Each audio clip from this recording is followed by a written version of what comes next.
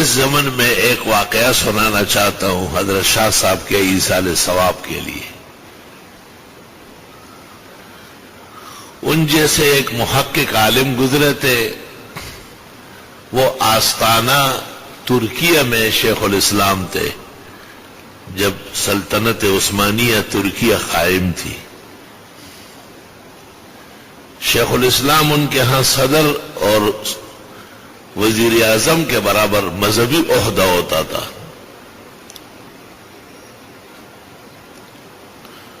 اللہ تعالیٰ نے اس شخص کو یہ بہت بڑی اطلاع اور مخطوطات کا وسیع علم عطا فرمایا تھا.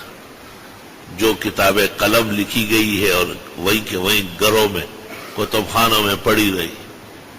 شیخ کو اس کی اطلاع بہت زیادہ تھی. یہاں یہ بات بھی یاد رہی کہ یہ جو چپی ہوئی ہے نا یہ 100 میں 1 یا 1000 میں 1 سمجھے, اور جو نہیں چپی ہوئی ہے وہ 100 میں 99 یا 1000 میں 999 سمجھے. اتنی بڑی تعداد میں ہے وہ. لا الہ الا اللہ. تو وہ جو بزرگ عالم ہے شیخ زید الکوثری رحمت اللہ علیہ, انہوں نے ایک کتاب لکھی ہے شب برات پر, اور اس میں ثابت کیا ہے کہ شعبان المبارک کی 15ویں رات جاگنے کی ہے, اپنے طور پر عبادت کرنے کی ہے. نہ اجتماع کی ضرورت, نہ نفلوں کی جماعت کی ضرورت, نہ مخصوص رکعت اور سورتیں پڑھنے کی ضرورت. نفل شروع میں 8 رکعت قیام اللیل اور سحری کے وقت 12 رکعت تہجد, یہ عام رات کا معمول ہے, اور ہر مسلمان کو ہر رات اجازت ہے. اس رات ذرا اہتمام سے ہو جائے. مخصوص عبادت بغیر دلیل کے نہیں.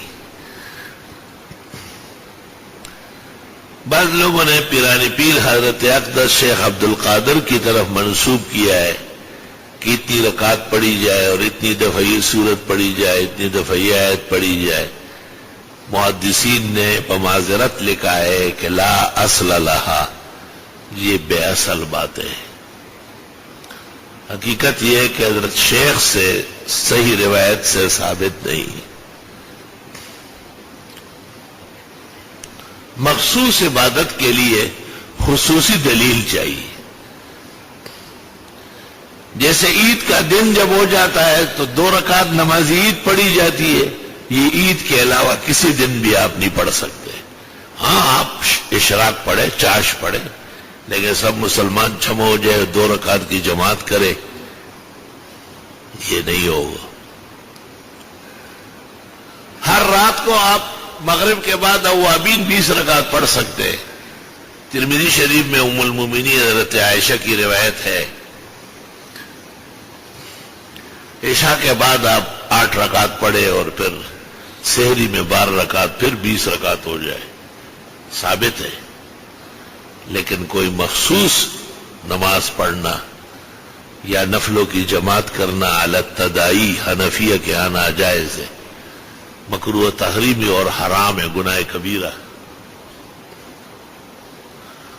اس لیے مبارک راتوں کا اجتماع مسجدوں میں کرنا, فقہ حنفی کی پہلی کتاب ہے نور الاضاء, اس کی شرح ہے مراقی الفلاح, اس کی شرح تحتاوی علی المراقی.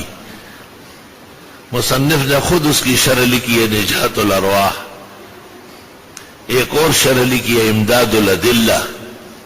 ان تمام کتابوں میں وضاحت کی ہے یکرہ الاجتماع فی اللیالی المتبرکہ فی المساجد, مسجدوں میں مبارک راتوں میں جمع ہونا بدعت اور ناجائز ہے.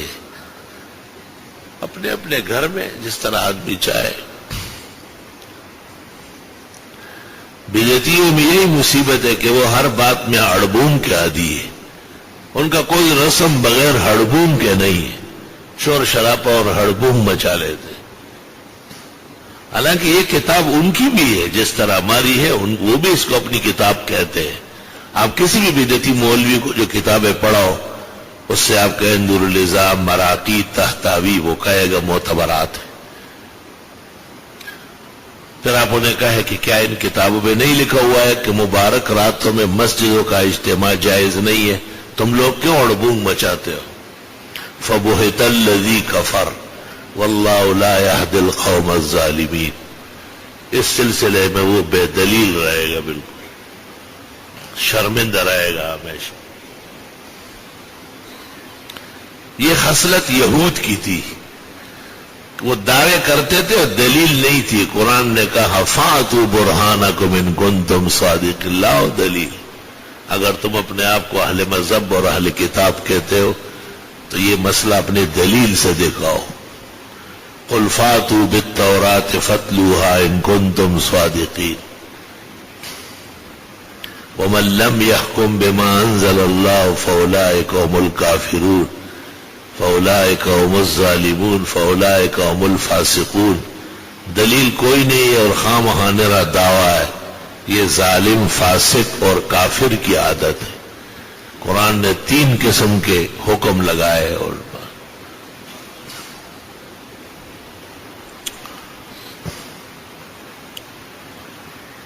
تو لیلۃ النصف من شعبان، شعبان کی جب 15ویں رات ہوتی ہے چاند کے اعتبار سے، فقوموا لیلہا وصوموا نہارا، اس رات کا قیام، جاگنا، کچھ دیر تک عبادت کرنا، انفرادی طور پر اللہ سے مانگنا خیر حسنات، اور اگلے دن کا روزہ رکھنا، یہ ثابت ہے حدیث میں بھی اور فقہ میں بھی، خود ہدایہ میں موجود ہے۔ متبرک راتوں میں لکھا ہے کلیلۃ النصف من شعبان، اور فقہاء کے ہاں سب سے معتمد عالم پوری امت کا، مجتہدین کے بعد صاحب ہدایہ ہے۔ لہو اسانید عالیہ ولہو اطلاع غزیر فی الاحادیث والاسانید۔ مولانا عبدالحی لکھنوی فوائد البہیہ فی تراجم علماء الحنفیہ، صاحب ہدایہ کے حالات صفحہ 191 پر لکھتے ہیں۔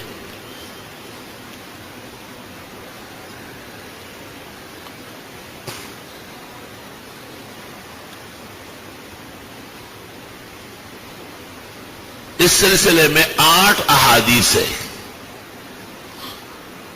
لیلۃ النصف من شعبان کو جاگنا اور عبادت کرنا اور اگلے دن کا روزہ رکھنا،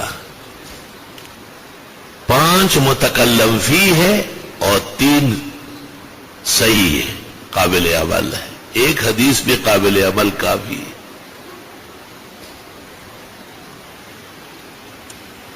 اللہ اکبر۔ نجم الدین غیتی رحمت اللہ علیہ ایک مقتدر محدث عالم گزرے ہیں، انہوں نے اس پر کتاب لکھی ہے، حضرت کا نام ہے نجم الدین غیتی، اور اس میں ثابت کیا ہے کہ شعبان کی 15ویں رات کا قیام، احیاء، نوافل، تلاوت، دعا، ذکر، تسبیح، یہ مشروع ہے، ثابت ہے، اور اگلے دن کا روزہ مستحب روزہ، نہ موقت ہے اور نہ واجب ہے اور نہ عبث ہے۔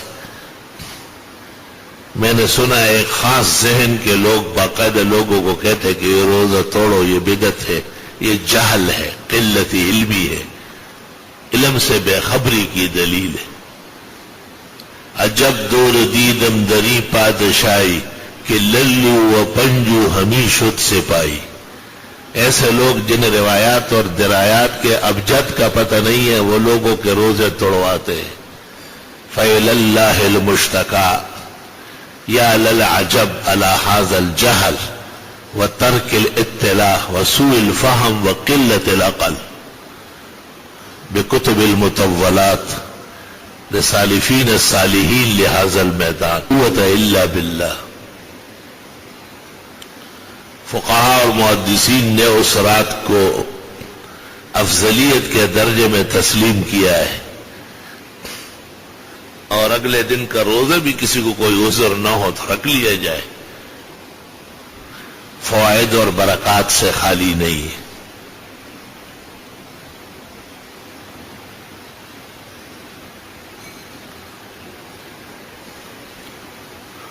بعض واقعات اتنے مشہور ہیں کہ آدمی حیرت کرتا ہے اس پر۔ میں جب 83 میں پہلی مرتبہ حرمین شریفین حاضر ہوا تو جہاں اب طہارت خانے بنے ہیں یہ نہیں بنے تھے، مروا کے پیچھے یہاں ابو جہل کا گھر تھا، اور اس گھر اور مروا کے درمیان میں ایک راستہ ہے، اس کو کہتے ہیں طریق بنی ہاشم۔ رسول اللہ صلی اللہ علیہ وسلم اور ان کے خاندان والے وہاں سے حرم آتے تھے۔ اس کے راستے میں ایک کھڈا تھا اور اس کھڈے پر بجلی کے کھمبے رکھے ہوئے تھے۔ میں وہاں کھڑا رہا، ایک بزرگ عرب گزر رہا تھا فجر سے پہلے سحری کے وقت۔ میں نے پوچھا شیخ ایش حفرہ حاضی، یہ کیا کھڈا ہے؟ اور دیکھا حفرہا ابو جہل اللعین لیلقا فیہ النبی فوقع فیہ، یہ ابو جہل لعین نے حضرت کے راستے میں کھڈا کھودا تھا، اوپر خس و خاشاک ڈال کے، اور پھر کسی کام سے دوڑ پڑا، خود ہی اندر مشہور ہے پوری دنیا میں، کوئی مکھن دبل سڑی پھلار کے اور چرتستا بد کوئی پگاڑ لارش۔ حیران رہ گئے، میں نے کہا یار اب اسانید کے اعتبار سے تو یہ واقعہ پہنچ نہیں رہا ہے اور یہاں بالفعل موجود ہے۔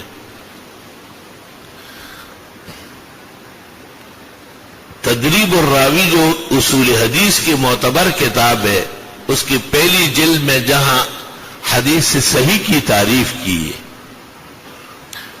وہاں پر یہ عبارت یاد کرنے کی ہے فاضل عالم اور طالب کو کہ وقد یحکم للحدیث بالصحہ، کبھی کبھی ایک حدیث کو صحیح ماننا پڑتا ہے، اذا تلقتہ الامت بالقبول، جب امت میں قرن بعد قرن ہر زمانے میں مشہور و متفق معمول بہا چلی آئی ہے، وَإِن لَمْ يَكُنْ لَهُ إِسْنَادٌ صَحِيحٌ، اگرچہ محدثین کے قواعد میں اس کی سند صحیح نہ ہو۔ یہ تدریب میں نے کہا 128 صفحے پر، میرا جو نسخہ ہے 2 جلدوں والا۔